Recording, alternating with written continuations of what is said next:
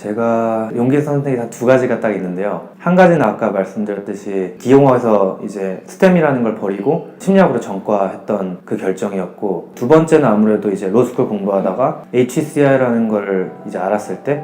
안녕하세요. 저는 시애틀에서 프로덕트 디자이너로 일하고 있는 이근배라고 합니다.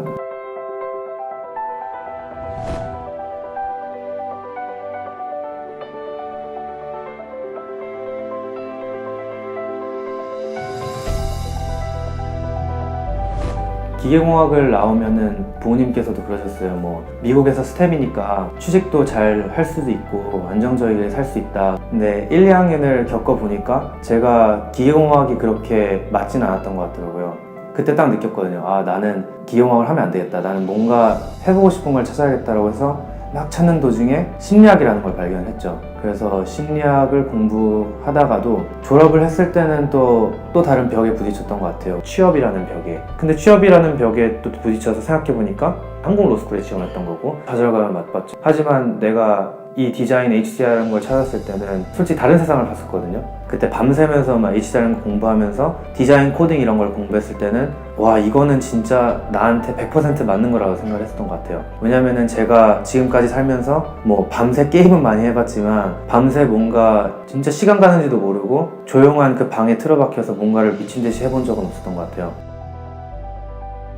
거기 대학원에 다니는 사람들은 뭐 대부분 디자인 배경이거나 컴퓨터 공학 배경이 많았거든요. 컴퓨터 공학 하는 사람들은 코딩이라는 강력한 무기가 있었고, 디자인하는 사람들이면은 이제 포트폴리오가 어느 정도 있어가지고 이 사람들이 되게 유리하다고 생각을 했었죠. 근데 저 같은 경우는 심리학이니까 디자인 포트폴리오를 내가 심리학 배경으로서 만들어 보면은 정말 강점이 될 것 같다는 생각을 많이 했던 것 같아요. 준비할 수 있는 시간이 3, 4개월밖에 없었기 때문에 계획적으로 준비했었던 것 같아요. 근데 저는 포트폴리오 같은 것도 없었고 GR이나 이런 각종 시험도 안 봤었던 상태고, 그리고 뭐 당연히 디자인 코딩은 아무것도 몰랐었고, 시험은 먼저 다 봐두고 테크에 대한 글이나 디자인에 대한 글이나 제가 완전 몰랐었던 세계니까 닥치는 대로 막 읽었어요. 그냥 뭐 새벽 3시가 돼도 새벽 4시가 돼도 방 안에서 안 나오고, 여러 가지 글도 읽다가 눈이 침침해져서 글을 읽기 싫어지면은 혼자 막 코딩도 해보고, 뭐 웹사이트를 따라 만들다든지, 뭐 어떤 날은 로고도 따라 그려보고, 어떤 날은 제가 상상 속에 있는 앱도 그려보고,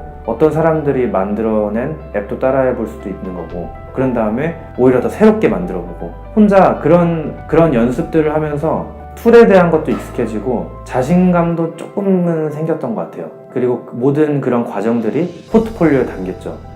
일단 뭐 제가 원하는 거를 이루고 싶다고 생각할 때는 대부분은 정보를 많이 찾아보는 것 같아요. 뭐 그게 대학원 지원이 됐든 인턴십 지원이 됐든 아니면 인턴을 하는 과정에서였든 그런 뭐 취직에서 됐든 되게 그런 거에 대한 일단 기본적인 정보는 많이 알고 들어가야 되는 것 같아요. 그래서 그 정보를 알고 있어야 자기가 뭘 준비해야 될지를 확실히 아는 것 같고, 그리고 더 중요한 게 내가 누구한테 그걸 물어봐야 되는지, 궁금한 게 있으면은 그 물어봤을 때 정말 좋은 인사이트를 주시는 분들 있잖아요. 그래서 그런 사람들한테 또 정말 올바른 질문을 하는 거, 그게 정말 중요한 것 같아요.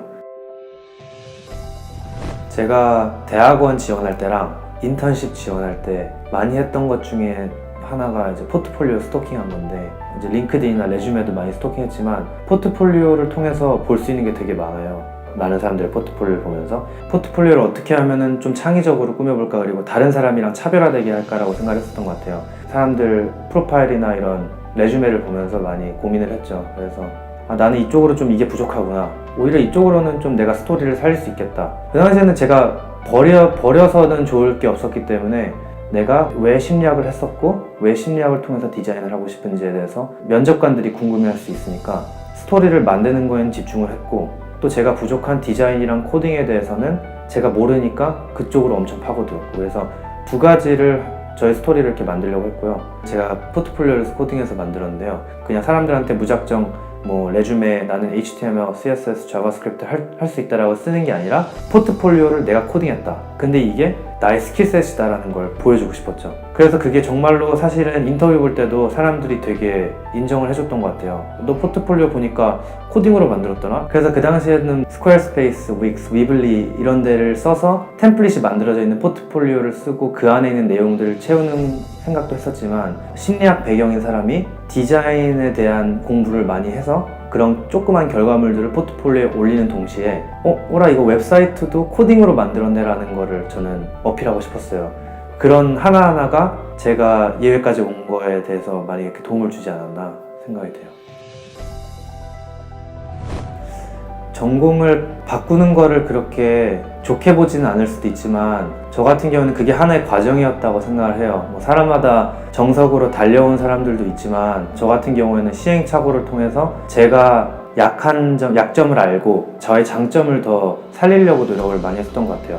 제가 제일 지금도 사람들한테 말할 때 제일 중요시 생각하는 게 영어로는 self-awareness라고 하는데 자기 자신을 아는 거예요. 자기 자신이 어떤 무리했을 때 뭐가 약점이고 뭐가 강점인 거를 아는 게 제일 중요하다고 생각하거든요. 어떻게 보면 되게 전략적이고 되게 좀 유치해 보일 수도 있지만 저 같은 경우에는 대학원 지원할 때도 다른 사람들이 전공이 뭔가를 되게 유심히 봐서 이 사람들보다는 내가 뭐가 부족하고 이 사람들보다는 뭐가 그나마 좀 괜찮을 것 같다라는 이런 생각을 계속 꾸준히 했었어요. 그렇기 때문에 인턴십 지원하게 되기 전에도 포트폴리오를 코딩으로 만들고 그리고 따로 또 디자인을 제가 알아서 해야 되겠다는 그런 생각을 했었던 것도 어떻게 보면은 제 자신을 알았던 거죠. 왜냐면은 그 면접관의 입장으로서 딱 봤을 때 심리학을 졸업해서 그냥 이렇게 HTI 석사로 왔구나. 그러면은 디자인에 대해서 조금은 알겠구나라는 생각만 가지고 있을 때잖아요. 근데 그 사람한테 오히려 와우라는 걸 심리학에서 이렇게 온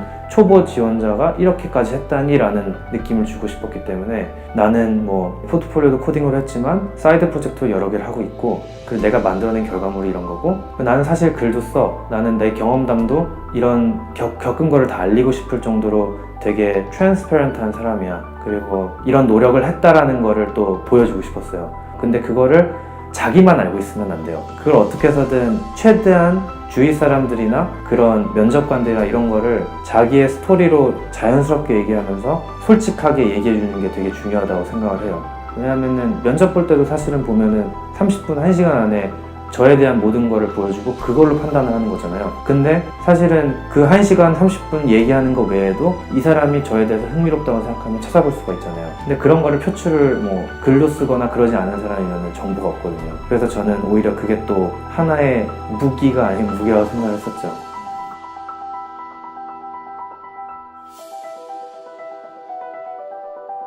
멘토십이 되게 중요하다고 생각을 하거든요. 정말 절실하고 이런 정보가 필요할 때 몇 명의 사람들이 말해주는 것만으로 저는 엄청 감사했거든요. 근데 그거를 돌이켜보니까 이제 저한테 연락이 오는 사람들을 제가 내칠 수가 없는 거예요.